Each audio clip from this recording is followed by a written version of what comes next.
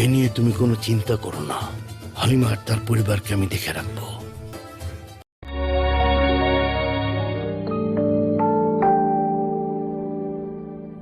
সেলজুকটা সম্ভবত এই বন্দীদের পরিবহনে। তুমি মরে যাওয়ার ভান করে থাকবে, শব্দ করবে না। আল্লামা হলো যুদ্ধ ভালো করছে। ও আগে তোমার সেনাদের মেরেছে, তারপর আমার সেনাদের মেরেছে। তীরের মাথাটা ভেতরে রয়ে গেছে, আগে সেটা বের করতে হবে। আমি ব্যবস্থা করছি, আল্লাহ ভরসা। আমরা আমাদের সেনাদের পাঠাচ্ছি পবিত্র ভূমি উদ্ধার করতে। যেহেতু কারাতোগার এত সহজে শিবিরে ঢুকে গেল, তার মানে শিবিরে ওর কোনো সহকারী আছে। আন্দালুসিয়ার ইবনে আল আরাবি।